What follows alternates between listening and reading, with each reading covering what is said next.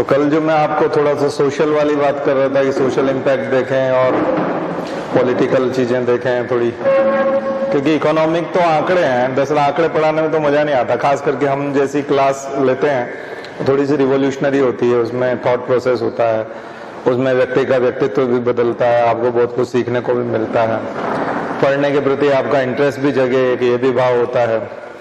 Competition में आपकी लेखनी थोड़ी सी पंच लाइन आपको कुछ मिले, टेक लाइन मिले, जिससे कि मार्क्स एकदम से मिल जाए, वो भी एक भाव होता है। बीच में रहता है कि एथिक्स के साथ और ऐसे के साथ भी उसको जोड़ते हुए चलें। तो दरअसल हम लोग इस क्लास को बड़ा मल्टीपर्पज और उस तरह से बनाना चाहते हैं, और यही हम लोग करते आए हैं। कल जैसी क्लास हुई उसमें ऐसा लगता है ना, फिर बहुत बोरिंग हो जाता है वो एकदम इकोनॉमिक्स वाला, वो तो और भी क्लास मिल जाएंगी। तो जो मैक्रो इकोनॉमिक, आज मैं सोच रहा था कि इस टाइप से जैसे मैक्रो इकोनॉमी की बात हम लोग करते हैं तो ओवरऑल इम्पैक्ट आता है, सोसाइटी पे क्या इम्पैक्ट आ रहा है, मंशा क्या है, आखिर सरकार चाहती क्या है, वो आता है। अब उसमें चाहने जैसा तो इस बार के बजट में मुझे कुछ ज्यादा लगा नहीं है, क्योंकि सरकार ने एक तो 25 साल का बंद कर लिए कि ये अमृतकाल है, 75वां साल है, और शताब्दी की बात करेंगे 2047 के हिसाब से बात करेंगे तो बात ही खत्म हो गई। टारगेट ओरिएंटेड तो वैसा कुछ बचा नहीं, वो आपने सुन भी लिया होगा।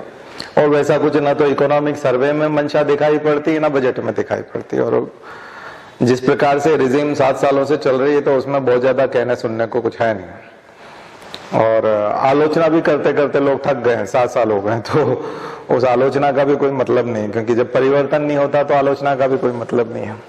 दूसरी, सरकार ने प्रायोरिटीज ये सब रखी भी नहीं है, तो उन्होंने साफ साफ कह दिया कि हमारी प्रायोरिटीज में ये सब चीजें है भी नहीं, इसलिए हम स्पेशली SC ST या इस प्रकार से महिलाएं या एल्डरली सिटीजन्स और इस टाइप से हम किसी चीज को कवर कर भी नहीं रहे, तो आप लोग हमसे एक्सपेक्ट भी ना करें।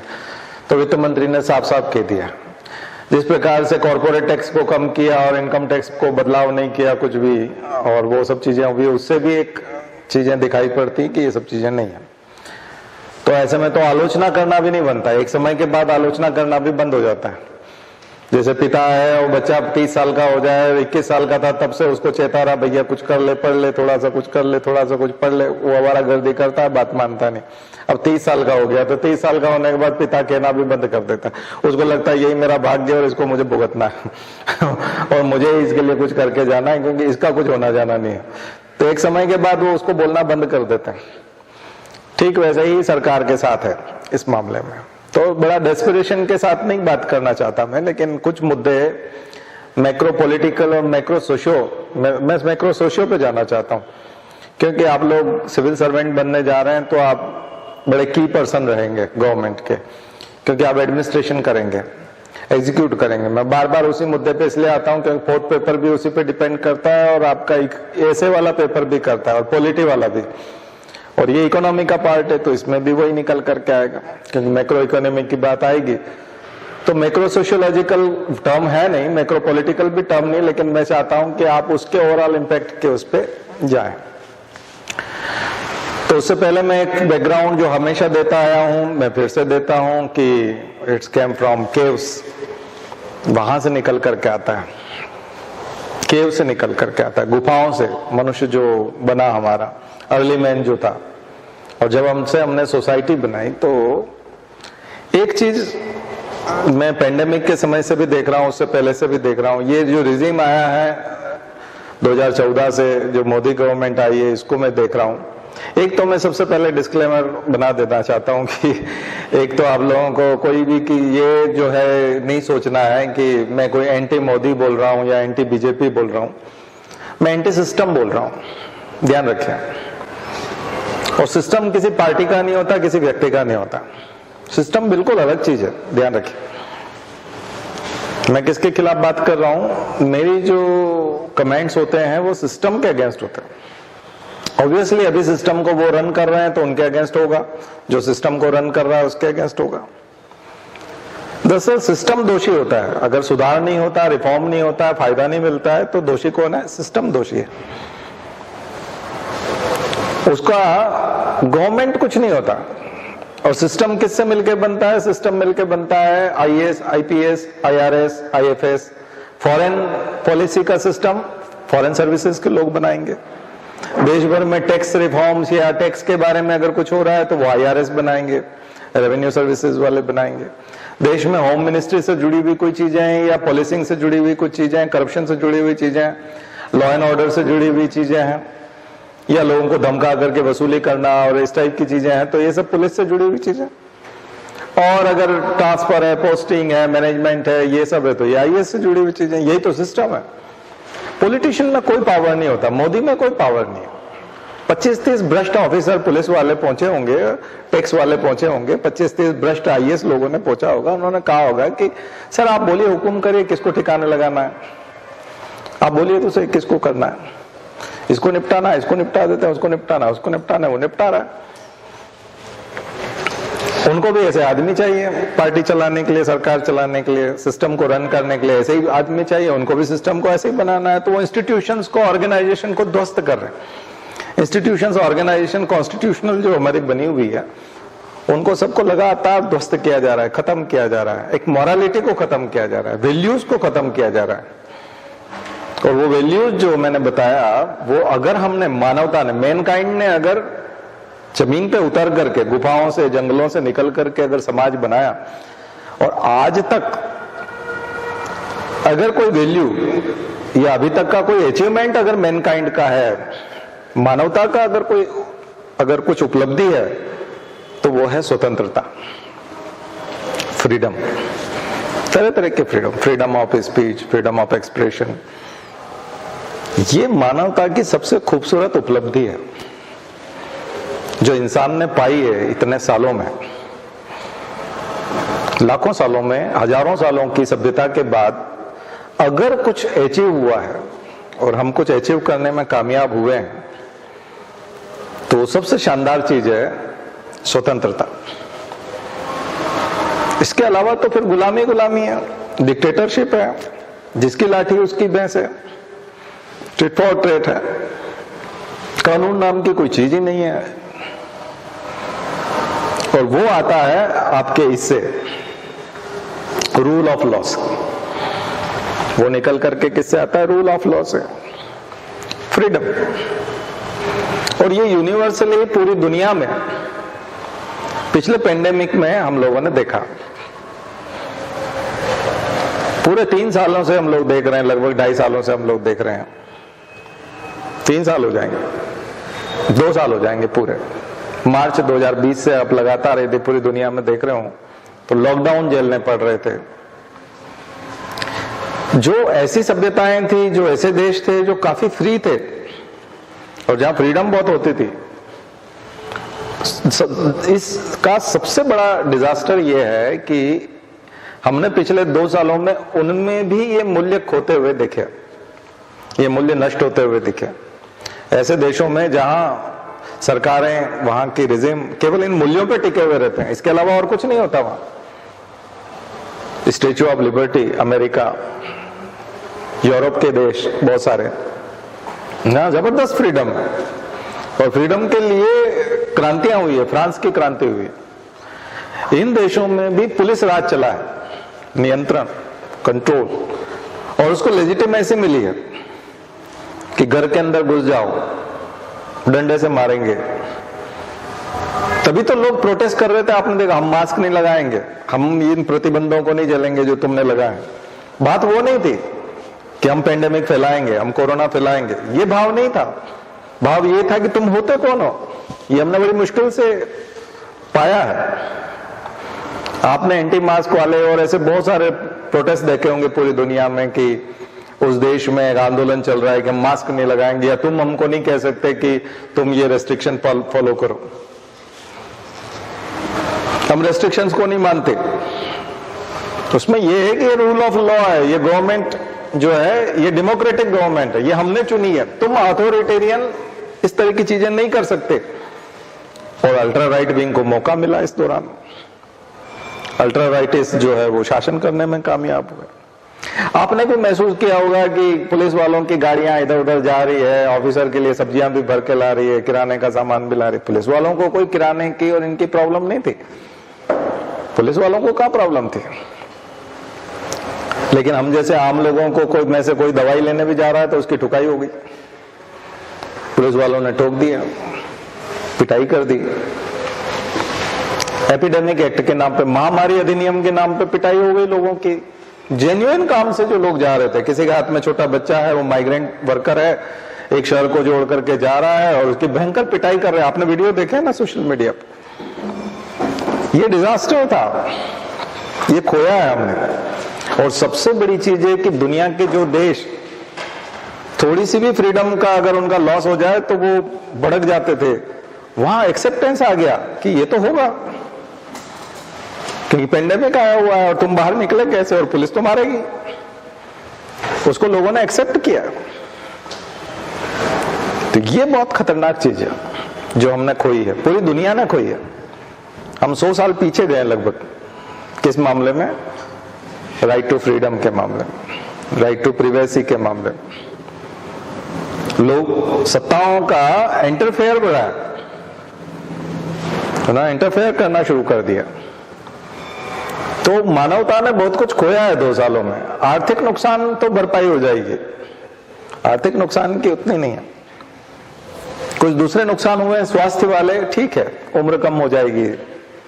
कुछ लोगों को, अधिकांश बच्चों को चश्मा लग गया है क्योंकि डिजिटली एजुकेशन हुआ तो सब लोग स्क्रीन देखते रहे, लंबे समय तक स्क्रीन टाइम पर रहे तो आंखों को चश्मा लग गया, आंखें खराब हो गई। बहुत सारे बच्चों की आंखें खराब हो गई, सबको 1-1, 2-2 नंबर निकल रहे हैं अभी। अधिकांश बच्चों को सर दर्द हो रहा है या फिर 1-1, 2-2 नंबर निकल रहे। यंग बच्चों को, 8-10 साल के बच्चों से लेकर के कॉलेज के 25-30 साल तक के जो सिविल सर्विसेज की तैयारी कर रहे, सब बच्चों को या तो चश्मा लग रहा है या फिर सर दर्द हो रहा है, क्योंकि बहुत लंबा समय स्क्रीन टाइम बहुत ज्यादा है। और इतना शायद लॉकडाउन नहीं होता और ये सब चीजें नहीं होती और ऑफलाइन एजुकेशन चलता रहता तो ये सब चीजें नहीं होती। तो स्वास्थ्य के अपने नुकसान है, आर्थिक नुकसान हुए हैं लॉकडाउन से, इकोनॉमी नीचे गई है, जीडीपी गिरी है, अंतर्राष्ट्रीय व्यापार बाधित हुआ, एक्सपोर्ट इंपोर्ट ये वो प्रोडक्शन, वो सब अपनी जगह है। लेकिन उन सबसे बड़ा नुकसान अगर आप देखोगे सोशल सेक्टर में, पॉलिटिकल में, अगर खास करके पॉलिटिकल स्टूडेंट होने के नाते मैं अपने आप को पॉलिटिकल स्टूडेंट मानता हूं, तो हर चीज को पॉलिटिक्स से जोड़ता हूं, क्योंकि एडमिनिस्ट्रेशन का पार्ट वही है, एथिक्स वहीं आकर के रुकता है। अगर वहां हम लोग देखें तो एक बहुत बड़ा डिजास्टर हुआ है फ्रीडम। और मोदी जिस तरह से ऑथोरिटेरियन सत्ता चला रहे थे, तो मोदी को ही दोष देना नहीं है, मैं सिस्टम को दोष दूंगा।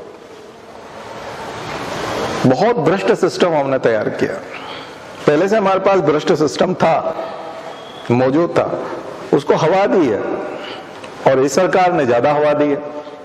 मुझे लगता है कांग्रेस होती तो शायद वो भी देती, क्योंकि कांग्रेस की सरकारें थोड़े समय के लिए मध्य प्रदेश में देखने को मिली थी, अभी 1-1.5 साल के लिए, उसमें भयंकर भ्रष्टाचार था, एक्सट्रीम था, एक्सट्रीम लेवल का भ्रष्टाचार था। ऐसा लगता था कि सारे भूखे लोग हैं और बहुत मुश्किल से खाना मिला है, जबकि सारे राजा महाराजा हैं, वो सब रॉयल घरानों से आने वाले लोग मंत्री हैं, सबके नाम के आगे सिंह लगा हुआ है और कोई कहां का राजा है, कोई कहां का राजा है, कोई किस रियासत से जुड़ा हुआ, कोई,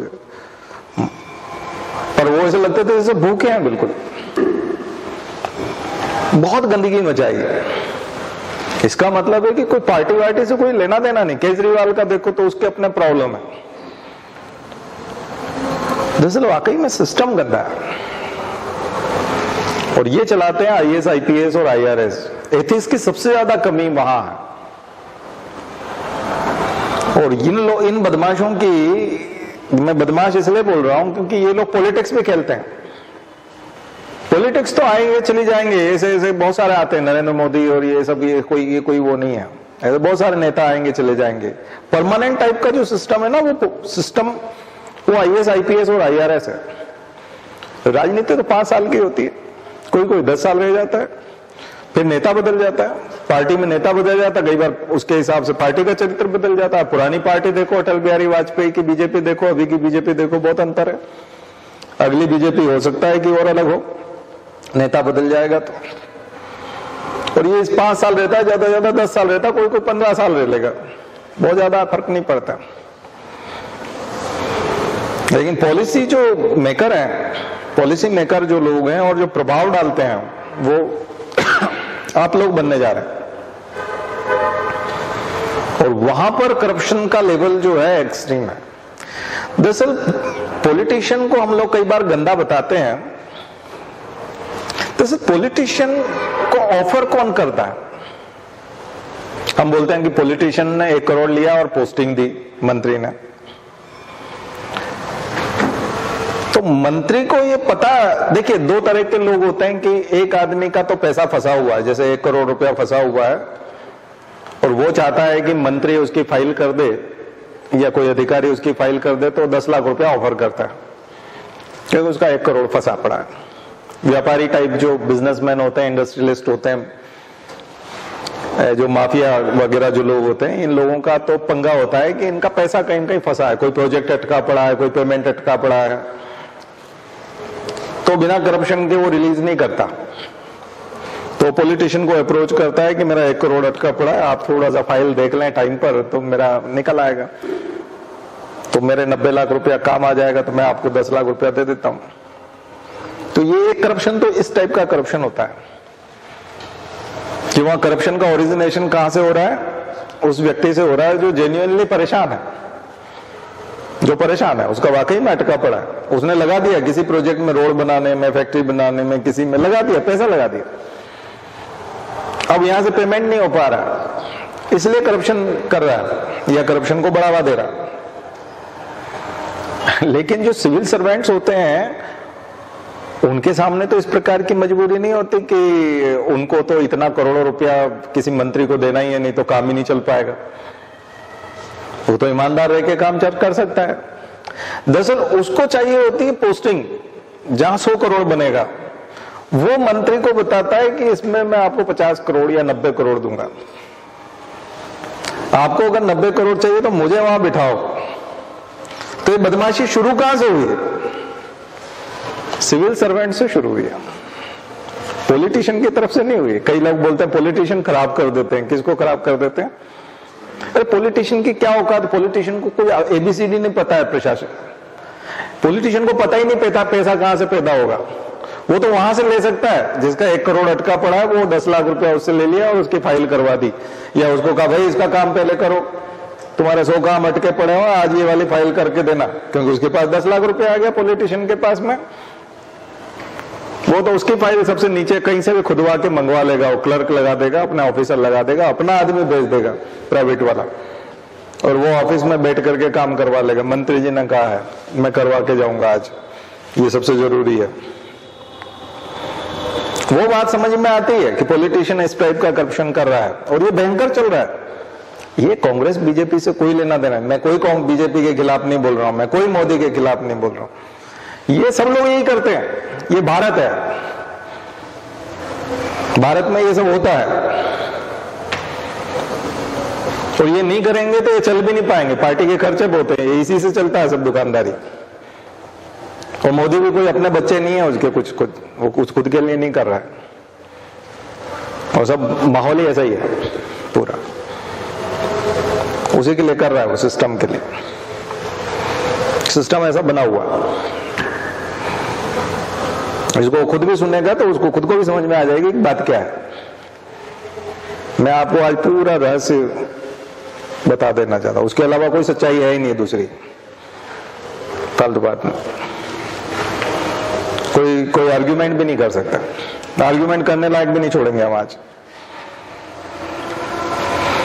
बिल्कुल सच्चाई है। तो इतनी कड़वी सच्चाई जो है यहाँ की पॉलिटिक्स, तो आपको सुधार का रास्ता आपको समझ में आएगा कि कहां से होगा।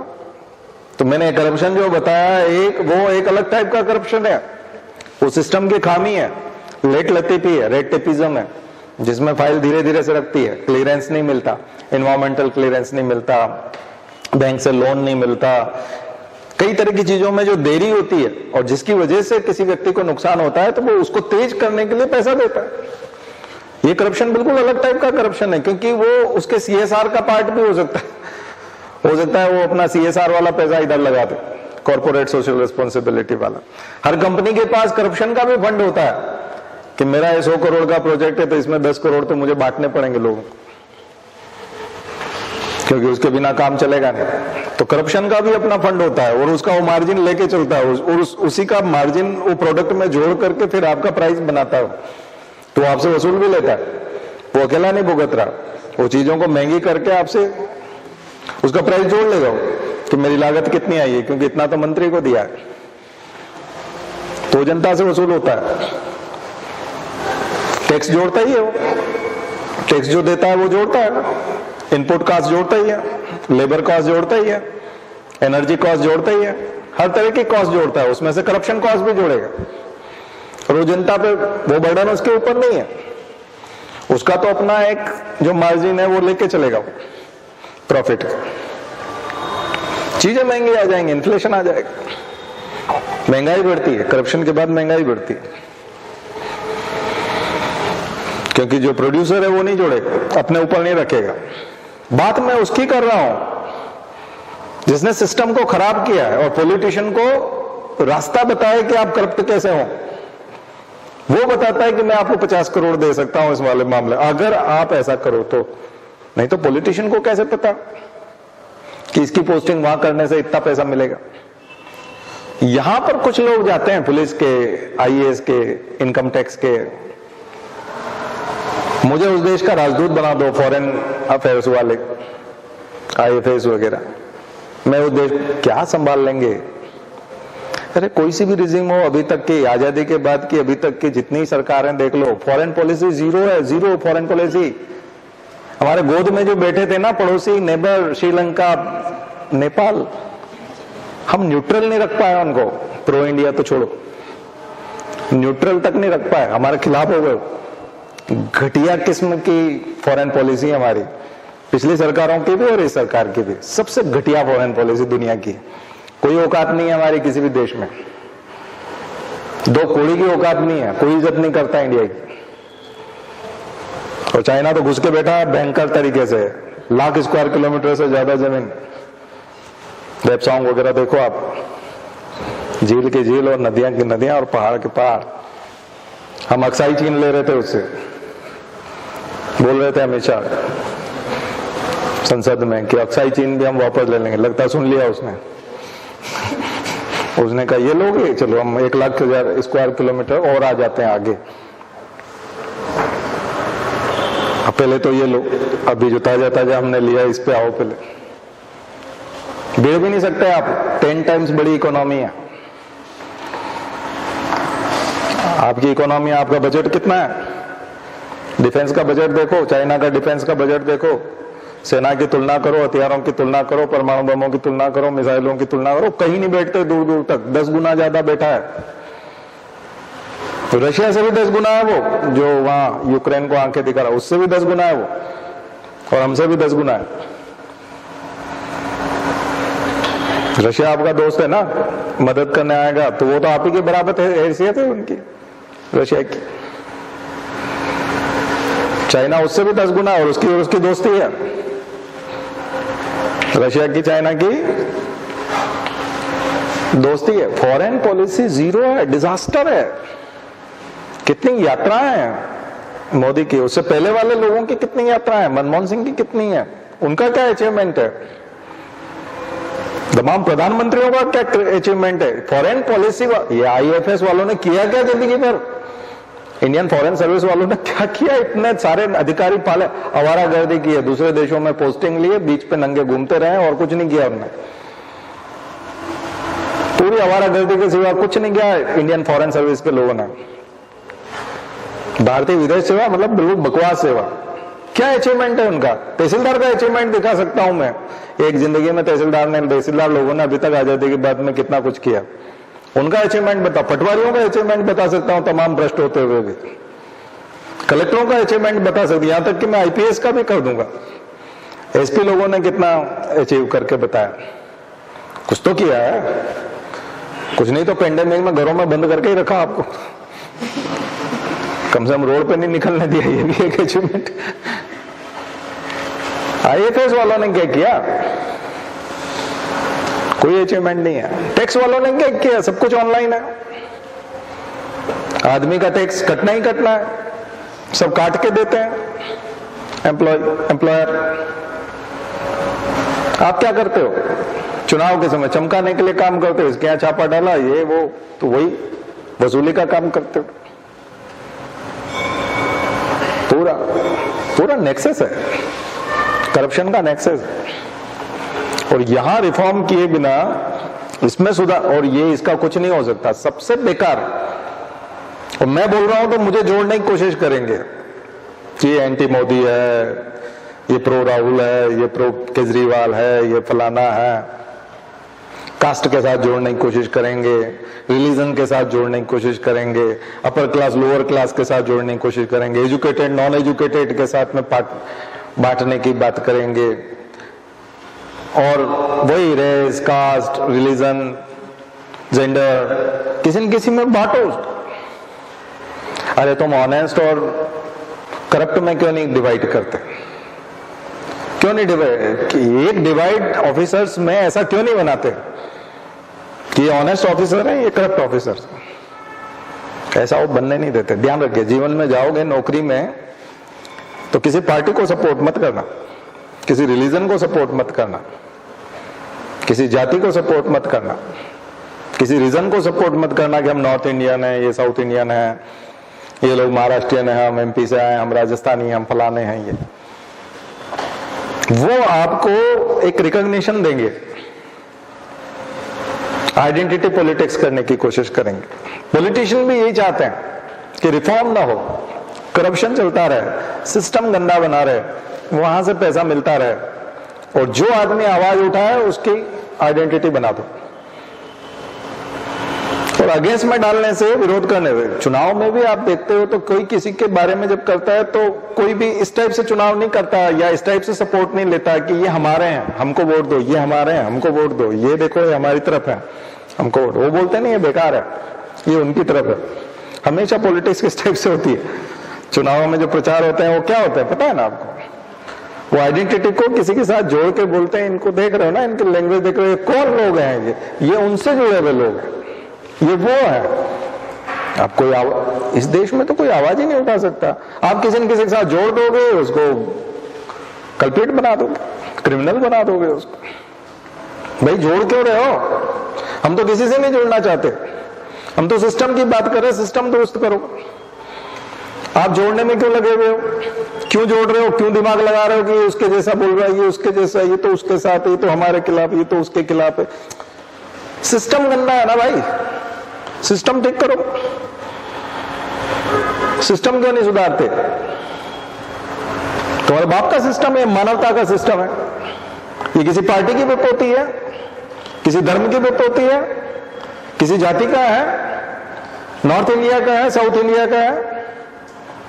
अरे सिस्टम मानवता का है। गुफाओं से निकल करके इंसानों ने कपड़े पहनना सीखा, गांव बनाए, नगर बनाए, इंडस्ट्री बनाई, ये समाज बनाया, और यहां तक कानून बनाते बनाते कॉन्स्टिट्यूशन बनाया। एक सोशल कॉन्ट्रैक्ट है, और उसके तहत हम सब ने जीना सीखा है, और वो स्वतंत्रताएं और मौलिक अधिकार हमने अपनाए हैं अपने लिए, और उसको हम सब लोग एंजॉय करते हैं। और ये देश दुनिया रहने लायक बनी है, बात करने लायक बनी है, सब लोग जिंदा रह सकते हैं। सर्वे भवन्तु सुखिनः वाला है, वसुधैव कुटुंबकम वाला है।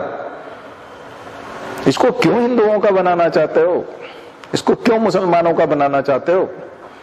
और नहीं चाहते तो हमको क्यों जोड़ रहे हो कि तुम उधर हो? हम कहीं नहीं है, हम किसी के साथ नहीं, हम कॉन्स्टिट्यूशन के साथ हैं, हम वैल्यूज के साथ में हैं, हम मोरल्स के साथ में हैं, हम मानवता ने जो लंबी छलांगे लगाई है अभी तक और यहां तक पहुंचे हैं, इसको नष्ट नहीं होने देना चाहते हैं। और कोई नई बात नहीं है, क्योंकि हम पढ़े लिखे हैं, हम पढ़ते हैं, हम पॉलिटिकल साइंस के उन सिद्धांतों की बात कर रहे हैं जिसके तहत पॉलिटिक्स वेलफेयरिज्म के हिसाब से चलनी चाहिए। हम गरीब आदमी को आगे बढ़ने के अवसर देना चाहते हैं, हम इंक्लूसिव ग्रोथ में विश्वास रखते हैं, हम चाहते हैं कि ऐसे बजट बने जिससे सबका भला हो, हम चाहते हैं कि देश की रक्षा हो। यही राष्ट्रवाद है। ये कौन सा राष्ट्रवाद है कि आपकी सीमाओं पर अतिक्रमण कर ले लेकिन कुछ बोलो मत, नहीं तो तुम तो उधर के हो। अरे बड़ा अजीब चीज है, कोई घुसाया है, इतना आगे तक घुसाया और तुम बोल रहे हो तुम विरोधी से मिले हुए हो। विरोधी से क्या मिले हुए? तुम नेपाल को अपना बना के नहीं रख पा रहे, यहां तक कि उसको न्यूट्रल तक नहीं रख पा रहे हो। श्रीलंका चीन की तरफ जा रहा है, नेपाल चीन की तरफ जा रहा है। न्यूट्रल तो रख लो उसको इस लायक तो रखो कि भाई वो आपके खिलाफ ना बोल सके। वो बोलेगा नहीं हम चीन के भी नहीं है, आपके नहीं, हम हमारे हैं बस। वो भूटान घर है, भूटान क्या गांव है, भूटान तो खुद की उनकी अपनी आवश्यकताएं खुद ही कंदमूल फल टाइप से पूरी कर लेते हैं। उनका ऑलरेडी रिसोर्सेज बहुत ज्यादा है, उनके पास कुछ है नहीं, जनसंख्या बहुत कम है, आवश्यकताएं ज्यादा है नहीं, किसी देश पे ज्यादा डिपेंड करते नहीं। वो बस थोड़ा सा न्यूट्रल टाइप रहता है और ऐसा लगता है कि भारत की गोद में बैठा हुआ है। वो चीन की तरफ जाता हुआ नहीं दिखता। तो नेपाल कोई, भूटान कोई बहुत बड़ा अचीवमेंट नहीं है। इतने सालों में आपने भूटान को अपने कंधे पे बच्चे को जैसे बिठाते हैं वैसे बिठा के रखा और उसको मेंटेन कर पाया। श्रीलंका कहां गया? वो इतनी सारी यात्राएं, इतना सारा ढिंडोरा और वो झंझट और वो सब, उसके बाद है क्या अचीवमेंट? जीरो नंबर देंगे 100 में से। 33% पासिंग मार्क्स भी नहीं है। ये फॉरेन पॉलिसी है भाई।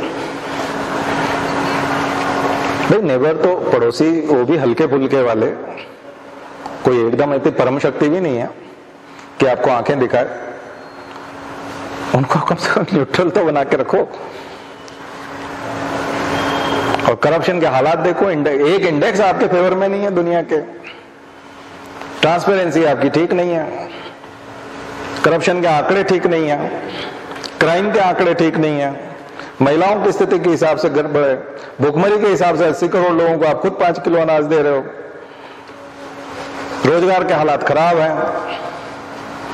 कौन से सेक्टर में दाद दें आपको? मुश्किल से 40-50 तो आईएएस पकड़े होंगे, देश भर के 40-50 आईपीएस पकड़े होंगे, एक एक्सट्रीम भ्रष्ट लेवल के। उन्होंने आकर सिर चढ़ा दिया, साहब आप बोलो इनको ठिकाना लगाना, उनको लगाना, पेगासस ऊपर से मिल गया है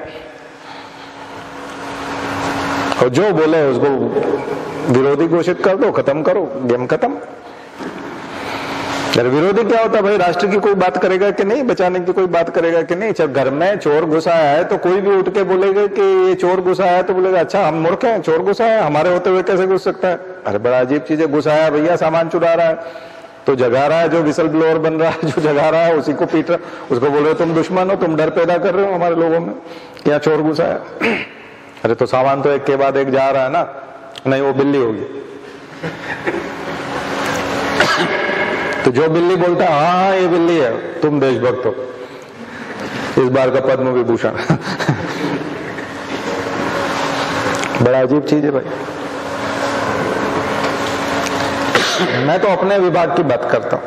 हम लोग चूंकि सिविल सर्विसेज की तैयारी करा रहे हैं, तो मैं तो सिविल सर्वेंट जो जा रहे हैं मैं उन्हीं को जिम्मेदार मानता हूं, पॉलिटिशियन को नहीं मानता, क्योंकि वो तो सभी भ्रष्ट रहे हैं।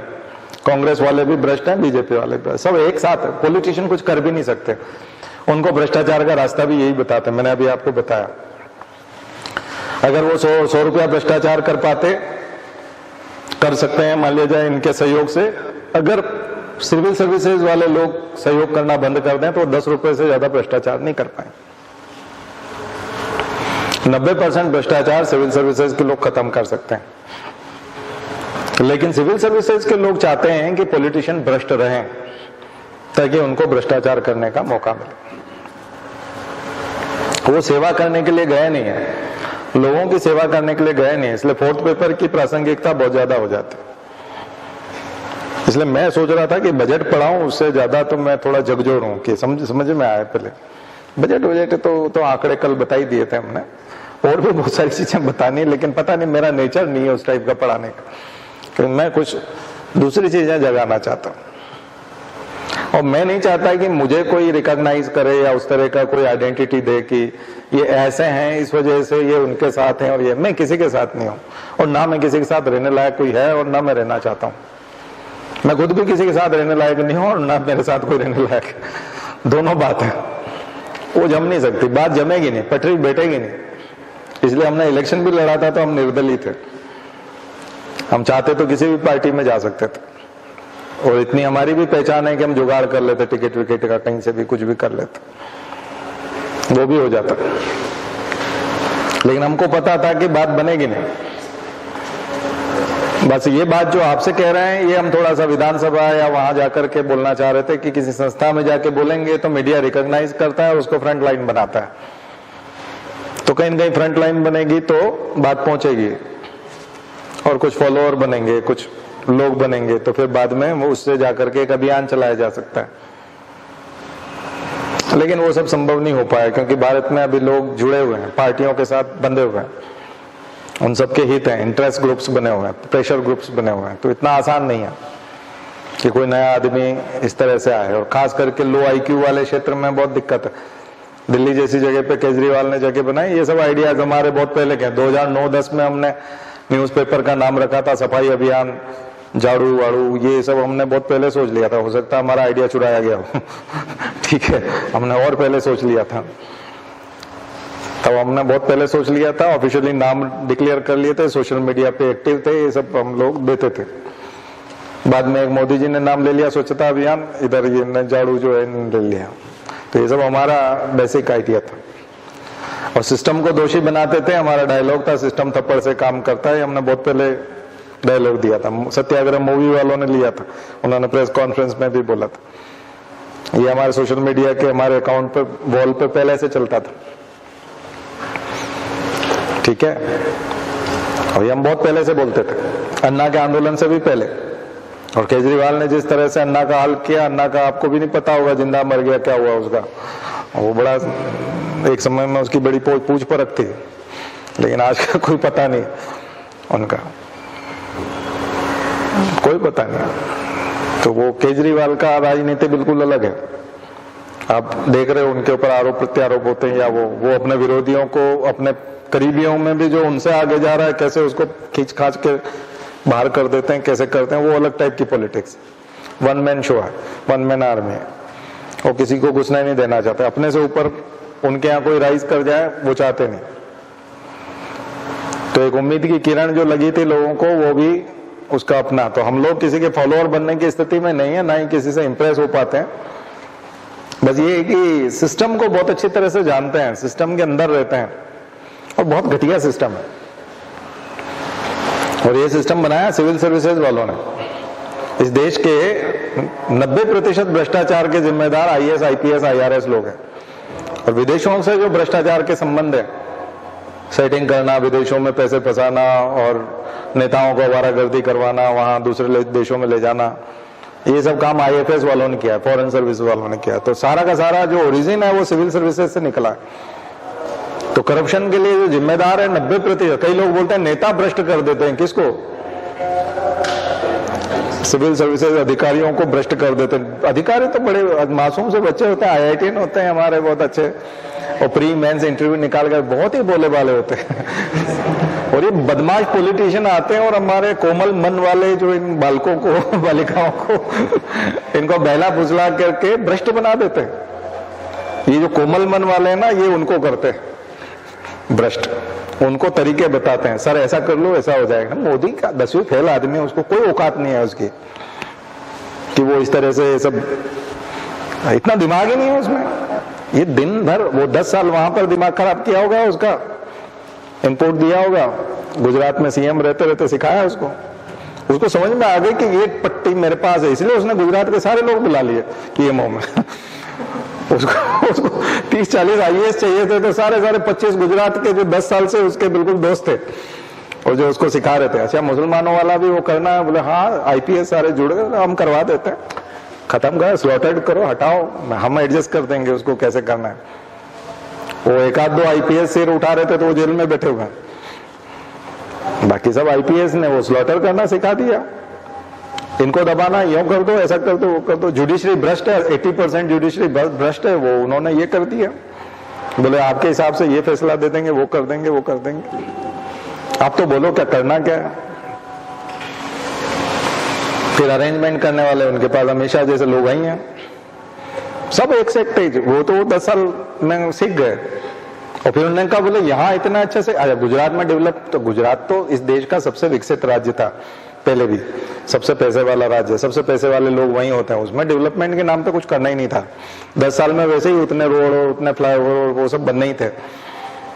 कोई भी मुख्यमंत्री बन जाए वहां का, वो सब काम ऑटोमेटिक होना ही है। बहुत पैसे वाला आदमी जैसे 1 करोड़ 2 करोड़ रोज आते हैं या 1 साल में आते हैं, 1 महीने में आते हैं, ऐसे ऐसे एक रईस आदमी के यहाँ तो लड़के का मकान अलग, इसका मकान, 4 लड़के हैं तो 4 मकान वैसे ही बन ही जाते हैं, उनको थोड़ी दिक्कत आती है। तो गरीब आदमी मैनेज करके और मिडिल क्लास यदि मैनेज करके आगे बढ़े तो उसको प्रोग्रेस कहते हैं, बाकी तो सिंपल है। तो गुजरात जैसे में मुख्यमंत्री को क्या करना होता है? कुछ नहीं करना होता गुजरात में। गुजरात में क्या एडमिनिस्ट्रेशन है? गुजरात में गवर्नमेंट का क्या रोल है? सब रईस लोग हैं।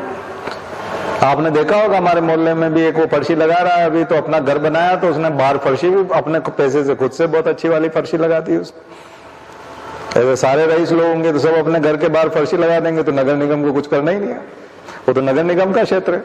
घर के बाहर उसको पार्क करने के लिए धूल मिट्टी में खड़ी नहीं करना, कीचड़ में कार खड़ी नहीं करना, इसलिए वो फर्शी लगा देता है। नीचे का फर्श अपना खुद का, बोले सरकारी वाला भी नहीं बना देता हूं मेरे घर के बाहर का, क्योंकि वो सरकार वाले घटिया बनाएंगे, मैं अपना अच्छा बनाऊंगा, अच्छी क्वालिटी। जब मैंने घर इतना करोड़ों को बनाया तो 5-10 लाख का मैं फर्श बना देता हूँ लंबा चौड़ा, क्योंकि मेरे पास कारें भी 3-4 है तो 4 कारें खड़ी रहेंगी। अब जब सारे रईस होंगे तो सब अपने घर के बाहर का फर्श बनाएंगे तो नगर निगम का काम तो कुछ रहा ही नहीं ना।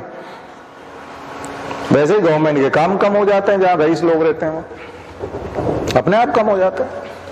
इसलिए तो वहां डीएम को कोई जानता ही नहीं है। गुजरात में डीएम की कोई औकात नहीं। मुंबई का डीएम कौन है किसी को पता ही नहीं रहता। मुंबई का डीएम तो बहुत मायने रखता है ना? नहीं, मायने नहीं रखता। वहां सब पैसे वाले लोग, डीएम से काम ही नहीं है कोई, डीएम को कोई नहीं जानता। इसलिए गुजरात से एडमिनिस्ट्रेशन में जाने का कोई रोल ही नहीं है। इसलिए पुणे में, मुंबई में उधर एडमिनिस्ट्रेशन का क्रेज नहीं है। इंजीनियर बनना, डॉक्टर बनना, ये बनना, वो बनना, नर्सिंग होम होना या विदेश जाना या फिर मैनेजमेंट और अपना बिजनेस संभालना, क्योंकि वहां का कल्चर ही नहीं है। एडमिनिस्ट्रेशन इधर के जो थोड़े से भूखे नंगे टाइप लोग ज्यादा है, नॉर्थ इंडिया तो यूपी, बिहार, एमपी, इधर इधर के लोगों का कलेक्टर साहब है, फलाने साहब है, वहां कोई साहब आप कुछ नहीं बोलता। वहां बन जाओ आप, जंगल में मोड़ना चाह किसने देखा, आप बैठे रहो अपने ऑफिस में, कोई नहीं आना जाना। इस टाइप से कोई वक्त नहीं आपकी। होगी तो किसी ट्राइबल इलाके में और उधर होगी। अहमदाबाद, गांधीनगर में यहाँ हो तो बताओ, कोई अहमदाबाद का कलेक्टर बताओ। वो खोजोगे, रिसर्च करोगे तो मिल जाएगा गूगल में जाकर, लेकिन असली में वहां के लोगों को पूछोगे आपको नाम मालूम है? नहीं, जरूरत ही नहीं पड़ती, हम जाते ही नहीं है उसके यहाँ, जाते ही नहीं। सब पैसे वाले लोग हैं, दलाल वलाल से करवा लेते हैं। 1200 रुपए लेता है, जो सर्टिफिकेट लाना है घर ला के देता है। हम लोग तो खुद 700 रुपया कोई मांग रहा है तो बीच में उसको नहीं देते, हम खुद जाते हैं बनवाने के लिए, लाइन में लगते हैं, स्ट्रगल करते हैं, नेम प्लेट पढ़ते हैं, फलाने साहब है, यही 700 लेते हैं और फिर अपना बिना, और फिर खुशी ही रहती है कि शाम तक खड़े रहे 4 बजे तक और बनवा के लाए, 700 रुपए बचाने की खुशी होती। वहां वो पैसे वाले लोग इन सब लफड़ों में नहीं पड़ते, वो दलालों को देते हैं बीच में। और वहां से निकल करके देश का प्रधानमंत्री बनना और उसके बाद फिर ऐसी वही फौज इकट्ठी कर लेना जो भ्रष्ट थी और भ्रष्टाचार सिखा रही थी और अरेंजमेंट सिखा रही थी, करोड़ों के अरेंजमेंट करके लाते थे। बोले यहाँ पे भी करना पड़ा, यहाँ तो सर आप बड़ी जगह आ गए, यहाँ तो हम और मतलब बढ़िया ला के देंगे आपको, चिंता मत करो, पूरा देश है। तो पहले तो गुजराती हार्वेस्ट करने को था। तो बोले इसको चमकाना, ये बहुत सिर उठा रहा है, तो बोले सर पेगासस लगवा देते हैं, ये कर देते हैं, पुलिस वाले जो है वो रिकॉर्डिंग पे लगा दो उसको। इसको नेस्तनाबूद करना सर, इसका वो है फलाना टैक्स वैक्स में, इसमें उलझा देते हैं, इसमें कर देते हैं। कोई सर तो उठाए, या इसको उसमें फंसा देंगे, राजनीति के हिसाब से फंसा देंगे, उसके साथ मिला हुआ, ये विरोधी से है, ये है, वो है, हो गया बस। सारे आईपीएस आईएएस में मैनेज कर रहे हैं, उसको पावरफुल बना रहे हैं। सबसे बड़ा नुकसान है संस्थाएं खत्म हो रही। जो संस्थाएं फ्रीडम के लिए बनी थी, जो संस्थाएं मानवता के लिए बनी थी, मानवाधिकारों के लिए बनी थी, फंडामेंटल राइट्स के लिए बनी थी, कॉन्स्टिट्यूशन को बचाने के लिए बनी थी, वे संस्थाएं एक के बाद एक खत्म हो रही है। ये तो चले जाएंगे, लेकिन एक बहुत बड़ा घाव दे जाएंगे इस देश को, सिस्टम कोलैप्स हो जाएगा। और फ्यूचर में जब संस्थाओं को याद करेंगे लोग कि ये संस्था हमें बचा लेगी, वो संस्था वहां मौजूद नहीं है, क्योंकि वो खत्म हो चुकी है कब की। ये बहुत बड़ा डिजास्टर है, बहुत बड़ा नुकसान है इस देश का, लॉस है, कि मानवता के खिलाफ किया गया कदम है। आपने तत्काल अपनी राजनीति करने के लिए, तत्काल अपनी व्यवस्था करने के लिए, तत्काल अपने आप को ठीक करने के लिए, अल्ट्रा राइट विंग को आगे बढ़ाने के लिए आपने कुछ हथकंडे तो अपना लिए, चीजें भी कर ली, संस्थाओं को भी ध्वस्त कर दिया, ऑर्गेनाइजेशन इंस्टीट्यूशन सब खत्म। और धीरे धीरे खत्म हो ही गई है। लेकिन जिस दिन इनको कोई पुकारेगा, जिस दिन आम आदमी को इनकी जरूरत महसूस होगी, ठीक है हम मान लें कि आपकी नीयत भी ठीक है और आप बिना संस्थाओं के भी ठीक कर रहे हैं और आप अच्छा शासन चला रहे हैं और आप लोगों को बचा भी लेंगे और आप अधिकारियों को गड़बड़ नहीं करने देंगे और आप बहुत योग्यतावान हैं, हम ये भी मान लें। लेकिन आप जब नहीं होंगे तब, और जब बुरे लोग इस जगह पे आकर के बैठ गए तो डेमोक्रेसी, उस दिन क्या होगा? उस दिन कहां संस्थाएं तो परमानेंट होती ना, लोकसभा, राज्यसभा, उनमें बहस, उनमें क्वेश्चंस, उनमें विधेयक का बनना, चर्चा होना, parliamentary committees culture, committee culture, committees में जाना, फिर स्टैंडिंग कमेटी के पास जाना, चर्चा होना, व्यापक विश्लेषण होना, public account committee, estimate committee, कितने तरह की पार्लियामेंट्री कमेटी कल्चर देखो ना आप। फिर उसके बाद रोल ऑफ मीडिया, मीडिया का निष्पक्ष बना रहना, उसके बाद सुप्रीम कोर्ट का जुरिस्डिक्शन, खास करके जुडिशियल रिव्यू। तो जुडिशियल रिव्यू का क्या हुआ, जुडिशरी का क्या हाल है? और फिर investigating agencies, CBI, income tax, Congress ने भी किया ना। मैं तो आपको बता ही रहा था, संजय गांधी के टाइम, इंदिरा गांधी के टाइम भयंकर दुरुपयोग हुआ था, इमरजेंसी के टाइम भयंकर दुरुपयोग हुआ था। आप उसको गाली देकर के तो आए थे सत्ता में कि संस्थाओं की हालत खराब कर दी थी, संस्थाओं को किडनैप कर लिया था, हाईजैक कर लिया था, मिसयूज हो रहा था संस्थाओं का, यही तो बोल के आए थे। आपने तो खत्म ही कर दी, वहां तो मिसयूज था। तो ये वैल्यूज कहां गई, मोरल्स कहां गए, कॉन्स्टिट्यूशनल मोरालिटी कहां है? कॉन्स्टिट्यूशन बनते समय में जो वादे किए गए थे जनता के साथ, वो कहां है? अंतरराष्ट्रीयता कहां है, इंटरनेशनलिटी कहां है? तो वर्ल्ड लेवल पे जो कंपैरिजन होता है तमाम कॉन्स्टिट्यूशन का और एक देश से दूसरे देश का कि वो इतना आगे है इस मामले में, फ्रीडम में, ये वो इंडेक्स में आप कहां हो? और दूसरे देश भी कहां है? मैं तो उन रिजिम के, ट्रंप ने पूरा बर्बाद कर दिया अमेरिका का पूरा सिस्टम, बाइडेन उसको कुछ कर ही नहीं पा रहे। जेयर बोल्सोनारो ने पूरा खत्म कर दिया ब्राजील को, रजब तैयब एर्दोगान ने टर्की को कर दिया, पुतिन ने पूरा रशिया कर दिया खत्म, शी जिनपिंग ने पूरा चाइना बदल के रख दिया। डिक्टेटर विक्टर ऑर्बान, आप देखो उधर के यूरोप की हालत देख लीजिए। तो पूरी दुनिया में अल्ट्रा राइट विंग की डिक्टेटरशिप है, ऑथोरिटेरियन रिजीम्स है। और ये अभी 2022 में, और हम इतनी लंबी छलांगे लेके, साइंटिफिक टेम्परामेंट लेकर के, रूल ऑफ लॉ लेकर के वहां से चले थे, हमने सब खत्म कर दिया। तो ये चिंता की बात है, सिविल सर्विसेज के स्टूडेंट्स के लिए एक चिंता होनी चाहिए, और ये चिंता वाजिब चिंता है। और इसके लिए आप लोगों को भी मैं सलाह देता हूं कि किसी पार्टी की गोद में बैठने की जरूरत नहीं है। अपने आप को आइडेंटिटी से मुक्त रखो। आपकी आइडेंटिटी नहीं होनी चाहिए कि आप कांग्रेसी हो, आप बीजेपी के हो, आप आदमी पार्टी के हो, आप नॉर्थ इंडिया के पे हो, आप साउथ इंडिया के हो, आप इंग्लिश मीडियम के हो, हिंदी मीडियम के, आप महिला हो, पुरुष, किसी प्रकार की कोई आइडेंटिटी नहीं होनी चाहिए। आपके विचार न्यूट्रल होने चाहिए और अगेंस्ट होना चाहिए सिस्टम के, करप्शन के, क्योंकि ये देश का दुश्मन है। इस प्रकार का काम करने वाले देश के दुश्मन है। और असली राष्ट्रवाद भी यही है, वो नकली राष्ट्रवाद है जो किसी से जुड़ करके काम करता है और देश के बर्बाद होने पर भी मौन रहता है। ये नकली राष्ट्रवाद है। सच को सच न कह सके, गलत को गलत न कह सके, ये कौन सा राष्ट्रवाद है? गलत होता रहा है तो भी सपोर्ट करो क्योंकि ये हमारे हैं। ये हमारे नहीं होते, राष्ट्र हमारा होता है, माँ हमारी होती है। हम तो भारत को माँ कहते हैं ना, हम तो माँ मानने वाले देश हैं। तो जो माँ के साथ गड़बड़ कर रहा है उसको अच्छा कैसे कह सकते हैं? हमारी माँ के साथ कोई घिनौना काम कर रहा है, हमारी माँ के साथ कोई गलत काम कर रहा है, हमारी माँ को यदि कोई बर्बाद कर रहा है, तो उसको हम राष्ट्रभक्त के उसको माँ का सबसे अच्छा बेटा बताएंगे उसको? तो तुम गलत बेटे हो। अपने माँ के साथ अत्याचार कौन देख सकता है? फिर भारत को माँ के ना बंद करो। दुर्दशा तो भारत की हो रही है ना, दुर्दशा किसकी हो रही है?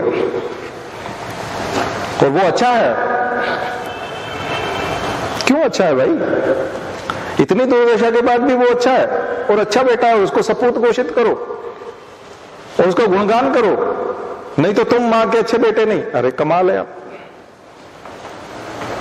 मां की दुर्दशा को उजागर करना, और लंबे समय से यदि दुर्दशा हो रही है तो हम तो लंबे समय से बात कर रहे हैं, पुरानी भी बात कर रहे हैं। हम तो आजादी के बाद से बात कर रहे हैं लगातार। मां के साथ कुछ खास अच्छा नहीं हुआ और अच्छा हो सकता था।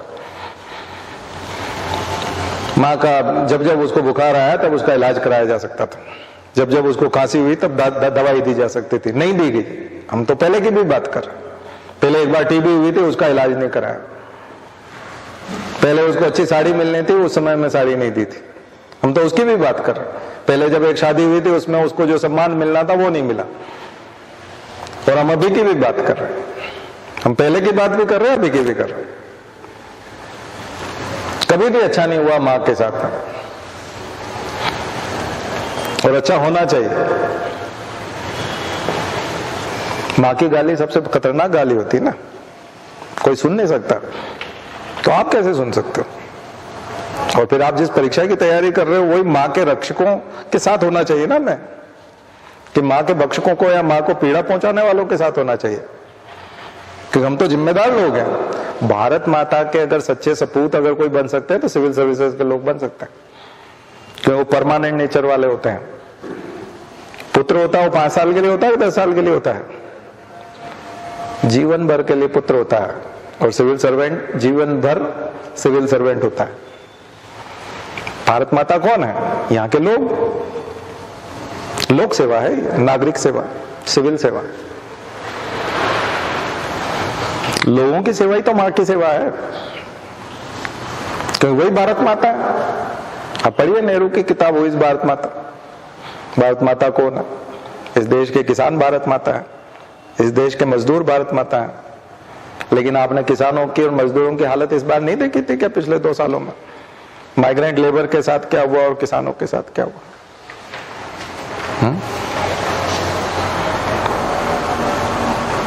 देखा ना?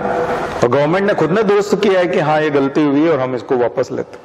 और जब इतना ही अच्छा भला कर रहे थे माँ के साथ, तो अपने खुद की माँ के साथ आप क्या कर रहे थे? क्योंकि वो तो भारत माता का सिंचन करते हैं ना, सिंचाई करते हैं, खेत में उगाते हैं, अन्न उगाते हैं। माँ पोषण करती है, पोषण करने वाले को ही तो माँ कहते हैं। कई बार माँ जल्दी मर जाती तो पिता कहता मैं तुम्हारा माँ भी हूं और बाप भी हूं। माँ भी यही कहती पिता जल्दी मर जाता है तो मैं तुम्हारा बाप का रोल भी मुझे ही अदा करना है। तो किसान चाहे पुरुष हो चाहे वो हो, लेकिन वो माँ का रोल अदा करते हैं।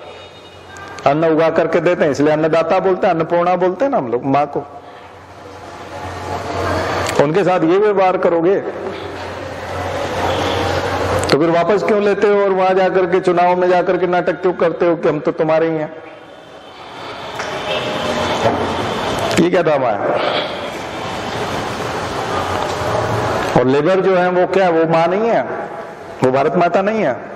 माइग्रेंट लेबर के साथ क्या हुआ था? और पुलिस से पिटाई करवा रहे थे उसकी अपने गुंडों से। ये सरकार के गुंडे हैं। पुलिस वाले कौन है? सरकार के गुंडे। बस अथॉरिटी मिली होती है, कानून का एक पीछे से बैकअप होता है, बाकी होते तो गुंडे ही हैं। गुंडों के काम है पिटाई करना, कोई पुलिस वालों का काम थोड़ी, सेवकों के काम है क्या? यानी मां की पिटाई कर रहे थे, लेबर की पिटाई नहीं कर रहे थे, वो हमारी मां की पिटाई कर रहे थे।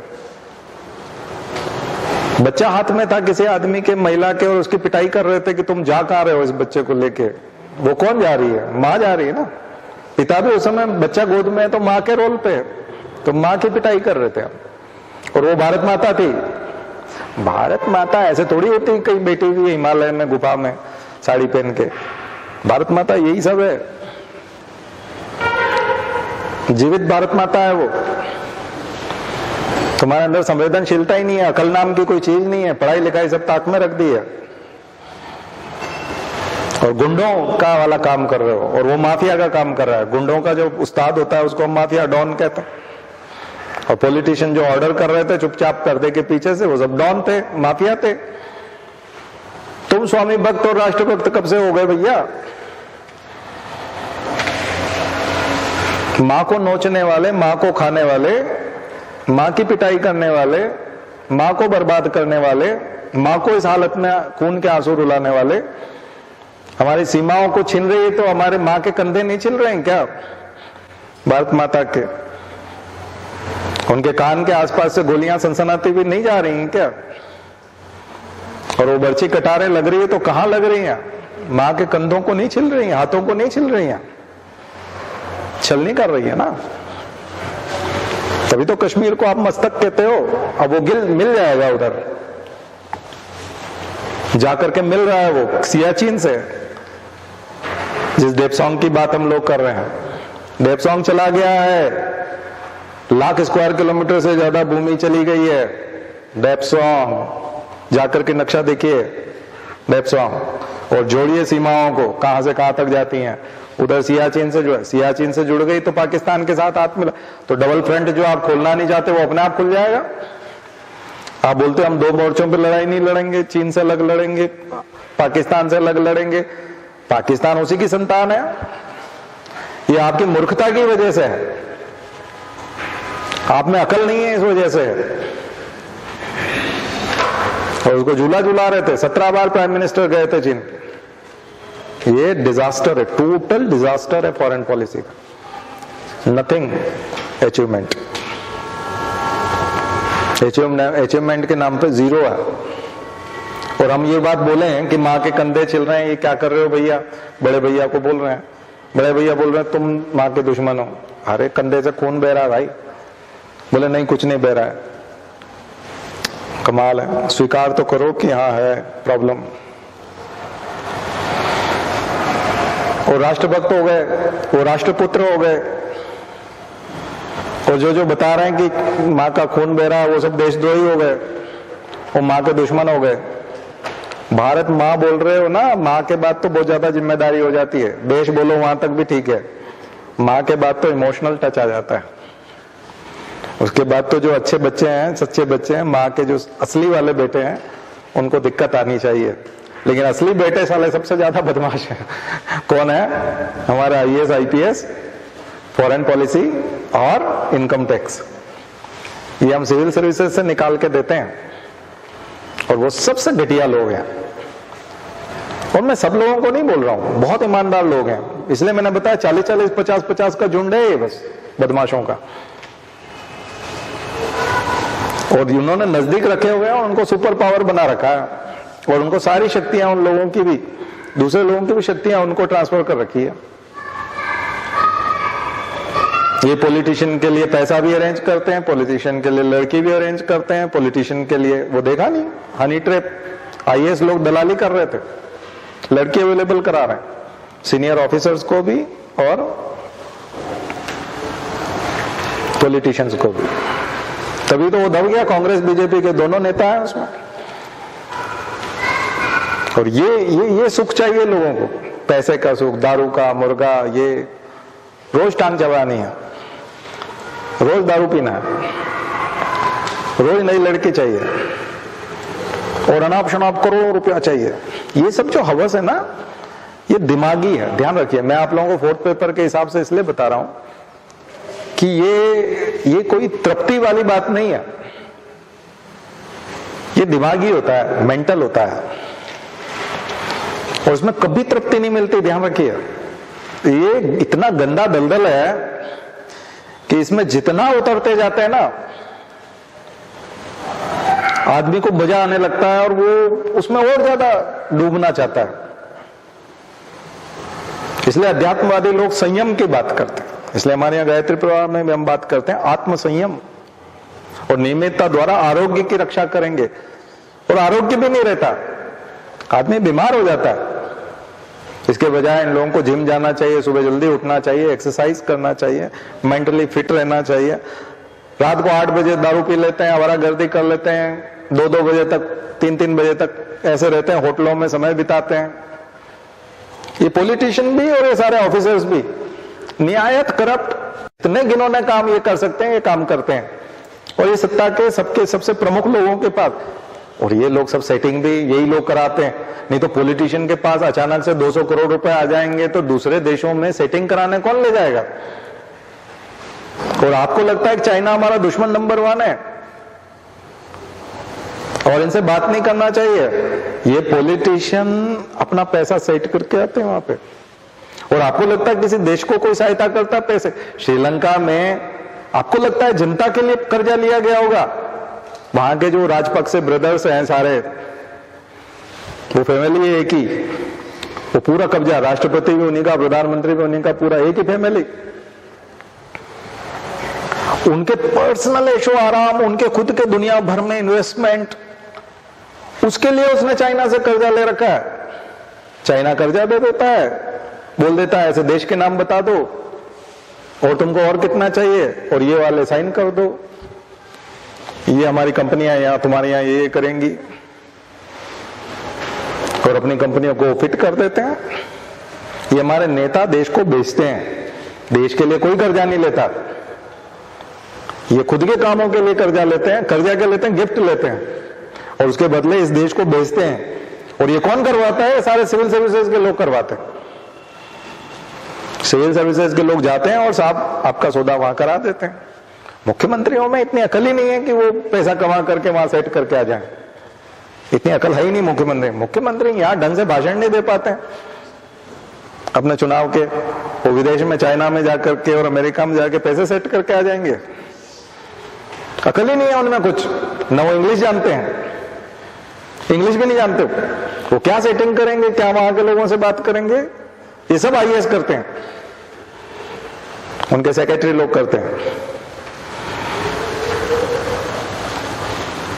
तो मैंने तो अपना जितना अनुभव था अभी तक मैंने आपके साथ शेयर किया, क्योंकि मैं इतने नजदीक से इस करप्शन को देख रहा हूं ना, और इन सबको मां का सपूत बनते हुए भी देखता हूं तो बहुत गुस्सा आता है। इच्छा होती है सबकी धुनाई कर दें, लेकिन अब चूंकि डेमोक्रेसी है और रूल ऑफ लॉ है और हमको एक चीज को फॉलो करना है, डिसिप्लिन फॉलो करना है, तो हम ये नहीं कर सकते। पर मैं चाहता हूं कि आप लोग इन चीजों को समझो थोड़ा सा। पढ़ाई करने की तीव्रता बढ़ेगी, आपकी दिमाग खुलेगा आपका, ये सच्चाई है। और ये कांग्रेस बीजेपी नहीं है, कांग्रेस बीजेपी से कोई लेना देना नहीं है इसका। ये सबको बिगाड़ देते हैं, कोई भी आ जाए, और बिगड़े हुए लोग पॉलिटिक्स में जाते हैं, ध्यान रखिए। शरीफ आदमी जाता भी नहीं है, डरता है, लिचड़ होता है, मोटी खाल का होता है, और जितने गंदे काम करने के शौक हैं वो लोग पॉलिटिक्स में सेवा करने के बहाने जाते हैं। सेवा वेवा कुछ नहीं है, बकवास चीज है, कोई सेवा नहीं हो रही इनसे, और उसको सेवा करने का इरादा भी नहीं है इनका। नहीं तो देश के हालात ये नहीं होते। आम आदमी मेहनत कर रहा है, लोग पसीना बहा रहे हैं, रात दिन मेहनत कर रहे हैं, लेकिन खाना खा पाते हैं, छोटा मोटा बच्चों को पढ़ा पाते हैं, कोई लैपटॉप दिला पाता है, ज्यादा से ज्यादा जिंदगी में एक मकान बना लेते हैं। क्यों नहीं विकास होता आदमी का इतनी मेहनत करने के बाद? प्रति व्यक्ति आय क्यों नहीं बढ़ती? ट्रांसपेरेंसी इंटरनेशनल वाले हमारे करप्शन इंडेक्स में हमको कम नीचे दिखा है ना, हमारे यहाँ स्थिति सुधरती क्यों नहीं? हम लोग डेनमार्क और उन देशों की तरह जाते क्यों नहीं? क्या पूरे देश में आलसी लोग हैं? हर आदमी सुबह उठकर के, क्या पूरे देश में आप सर्वे करके देख लो कि देश के 80% लोग घरों में सोते रहते हैं, दिन भर सोते रहते हैं, दिन भर सोते रहते हैं। अरे आदमी देखो घरों में नहीं मिलेंगे, सुबह उठ करके काम पे निकल जाते हैं सारे लोग देश के। किसान खेत पे निकल जाता है, मजदूर काम पे निकल जाता है, स्कूल टीचर जो है स्कूल चला जाता है, हॉस्पिटल वाली नर्स होती है और कोई नर्स होते हैं या लड़के होते हैं, हॉस्पिटल के लोग हॉस्पिटल चले जाते हैं, मेडिकल की दुकान वाला अपनी मेडिकल की दुकान खोल रहा होता है, पान की दुकान वाला पान की दुकान खोल रहा होता है, ऑटो वाला अपना ऑटो लेके चौराहे पे आके खड़ा हो जाता है सुबह होते, रात की शिफ्ट में काम करते हैं, कारखाने चल रहे हैं, तो फिर हो क्या रहा है? जब सब काम कर रहे हैं तो फिर क्या हो रहा है? नेता ऐश कर रहे हैं, अधिकारी भ्रष्ट हैं। सेटिंग है पूरी दुनिया में, और सेटिंग इतने बुद्धिमान हो गए हमारे नेता, हमारे बीच में से तो निकल के जाते हैं। नहीं, अकल देने वाले लोग हैं ये जो सिविल सर्विसेज की तैयारी किए हुए लोग हैं ना। इन्होंने देश की रक्षा का ठेका लिया था, शपथ ली थी ट्रांसपेरेंसी की, शपथ ली थी कॉन्स्टिट्यूशन के प्रति वफादार रहने की, लेकिन इन्होंने खेला है, देश के साथ खेला है, गंदा खेल खेला है। इस वजह से हम यहां हैं। बहुत कड़वी सच्चाई है, लेकिन यही सच्चाई है। सच कड़वा ही होता है, और मैं चाहता हूं कि ये कड़वे स्वरूप में ही बोला जाए।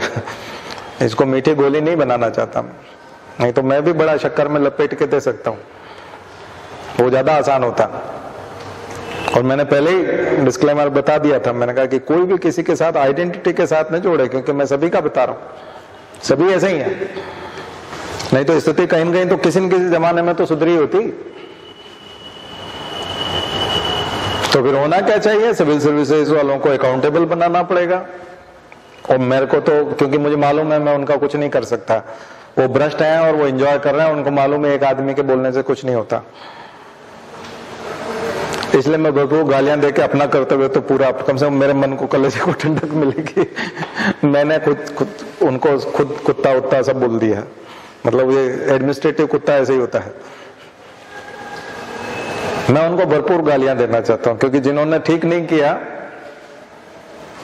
उनको कम से कम लताड़ कहीं से तो मिले। सब तरफ से तुमको तारीफें क्यों चाहिए?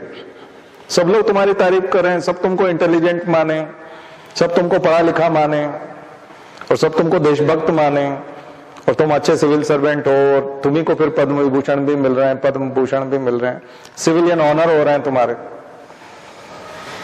तो तुम इतने बड़े आदमी हो गए क्या? और ऐसे हो गए कि निष्कलंक हो गए, तुम्हारे ऊपर कोई कलंक ही नहीं, भयंकर कलंक है तुम्हारे ऊपर। तुम इस देश के बंटाढार करने वाले व्यक्ति हो। तो कम से कम मेरा काम तो पूरा हो गया, अब आपका काम शुरू होगा यहां से, क्योंकि आप सुन रहे हो। बजट बड़ा नीरस टॉपिक था मेरे लिए तो इसलिए मैंने बजट को बाईपास किया। नहीं तो मैं 2 दिन मैंने आज इकोनॉमिक सर्वे के लिए रखा था, कल बजट के लिए रखा था। मैं सोच रहा था कि कुछ आपसे ऐसी बात करूं, लेकिन मैं चाहता था कि जो सच्चाई मैं पहले भी बताया हूं उसी स्टाइल में बताऊं, लेकिन थोड़ी सी क्रूर तरीके से बताऊं, तेज तरीके से बताऊं। शायद मैं कामयाब हुआ, आपकी बात समझ में आई होगी, और ये सच्चाई है। इसलिए इतना अंदर से मैं दिल से बोल पाया। अगर ये सच्चाई नहीं होती तो इस तरह से नहीं बोल पाते। और हम कोई चुनाव नहीं लड़ रहे हैं, और ना ही हम किसी पॉलिटिकल पार्टी से जुड़े हुए हैं। हमको कुछ नहीं चाहिए, हमको हमारी मां सुरक्षित चाहिए। और मैं उनसे अपेक्षा करूंगा जो 5-5 साल के लिए सेवा का ठेका लेते हैं या बेटा बनते हैं, मैं उनसे अपेक्षा नहीं करता। मैं परमानेंट नेचर, जीवन भर के लिए जो बेटे हैं, जिनको एक तरह से इस मां ने जन्म दिया और खून का संबंध बनाया, तो सिविल सर्विसेज वालों का मां से खून का संबंध होता है। वो दत्तक पुत्र जैसे होते हैं, गोद लिए हुए बेटे जैसे होते हैं पॉलिटिशियन। उनसे ज्यादा अपेक्षा मैं नहीं करता। वो सगे बेटे नहीं है। पॉलिटिशियन भारत माता के सगे बेटे नहीं है, ध्यान रखें। 5 साल के लिए आते हैं, चले जाते हैं। सिविल सर्विसेज के लोग आजीवन सिविल सर्विसेज में बने रहते हैं, वो मां के सगे बेटे हैं, एक तरह से परमानेंट बेटे हैं। संस्थाएं जो हैं वो हॉस्पिटल और स्कूल और उस तरह है, वो परमानेंट नेचर की होती हैं, हमेशा बनी रहती हैं। सरपंच बदल जाता है, स्कूल थोड़ी बदलता है, स्कूल तो वहीं रहता है। सरपंच बदल जाते हैं, लेकिन टीचर तो स्कूल में हमेशा रहता है। टीचर की नौकरी हमेशा की होती है, डॉक्टर की नौकरी हमेशा की होती है। डॉक्टर 70 साल का हो जाता है तो भी इलाज कर सकता है। तो हम लोग जो सिविल सर्विसेज वाले लोग हैं, नौकरी पेशा लोग हैं, हमारी जिम्मेदारी है कि अपनी माँ, हमारी परमानेंट माँ है, ये हमारी जिम्मेदारी है। क्योंकि पॉलिटिशियन जो दत्तक वाले, वो भी तो हम ही को बोलते हैं, देखो तुम्हारी माँ को देखो क्या हो गया। एडमिनिस्ट्रेशन का क्या काम है?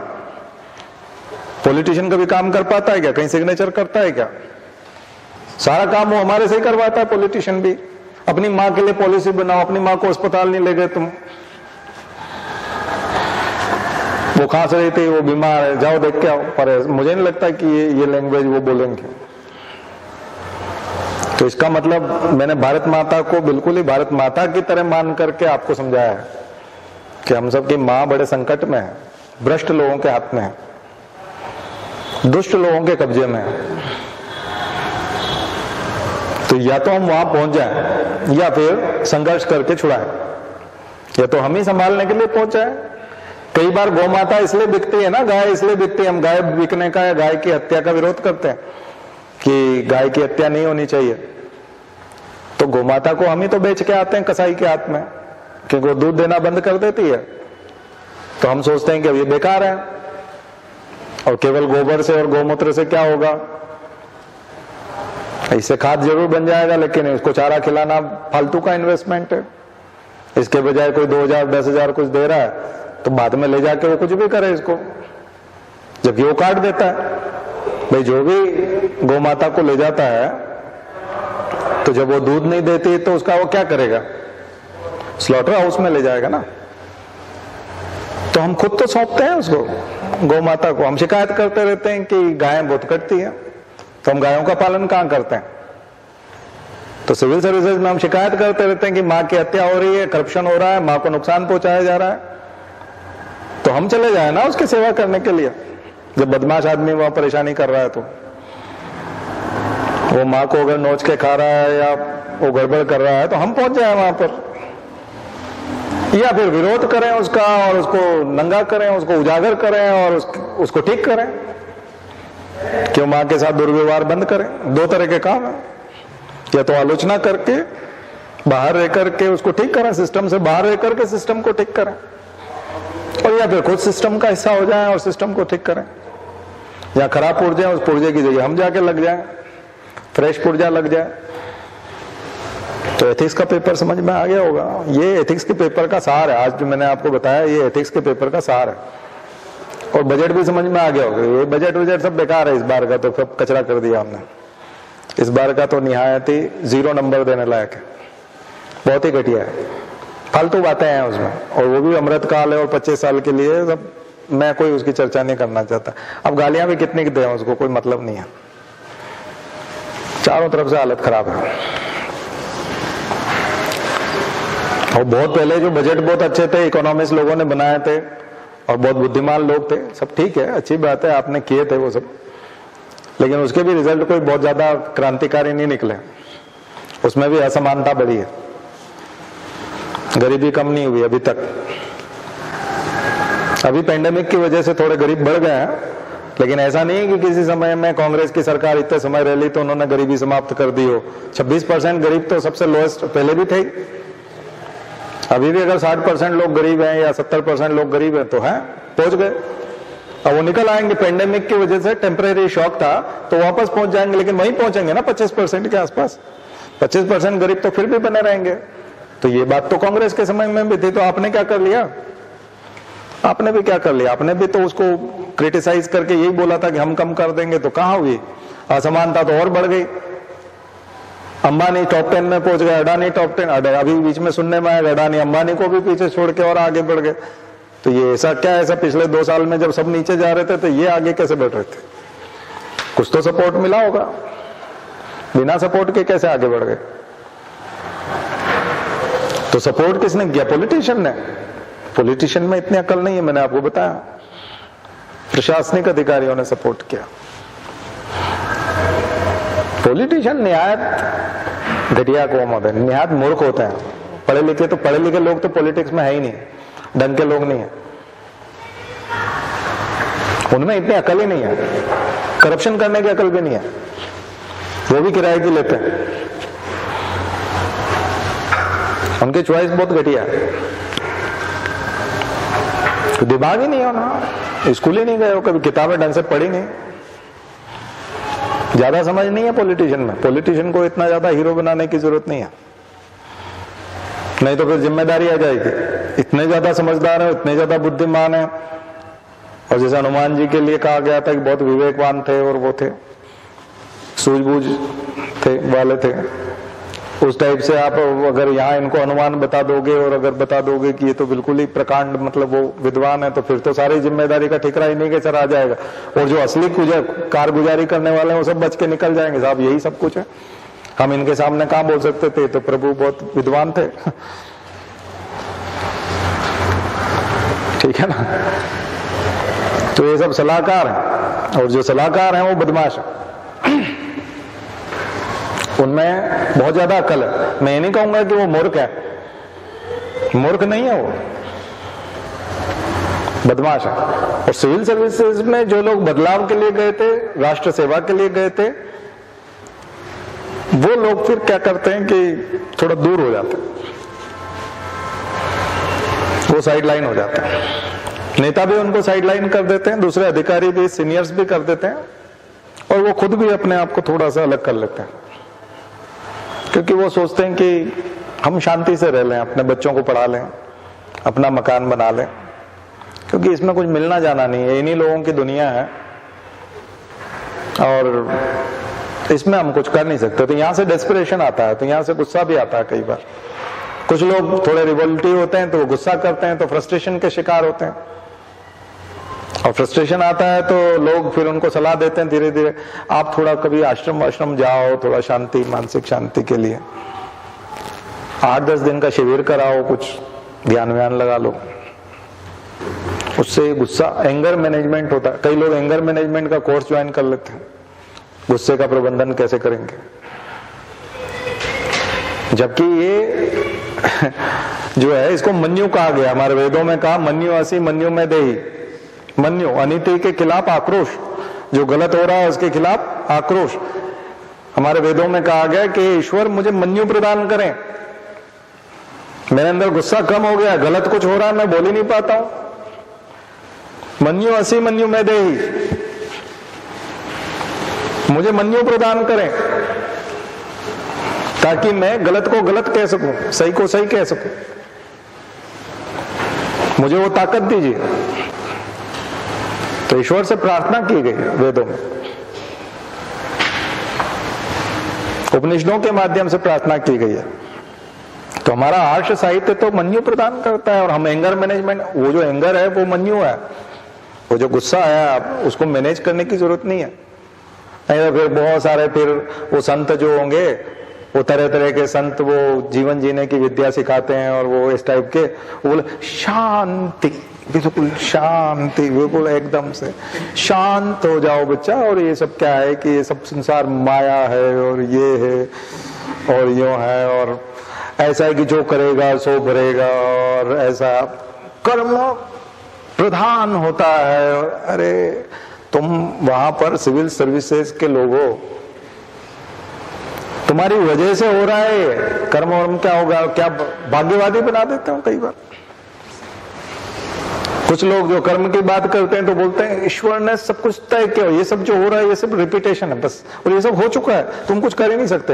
अरे तो भैया फिर ये एथिक्स क्यों पढ़ रहे हैं और सिविल सर्विसेज क्यों करें, और फिर हम वहां जाके बदलाव ही नहीं कर सकते, तो फिर घर बैठे ये हम भी कोई किराने की दुकान डालें, या फिर हम भी कुछ ऐसा ही धंधा करें जो दूसरे लोग कर रहे हैं।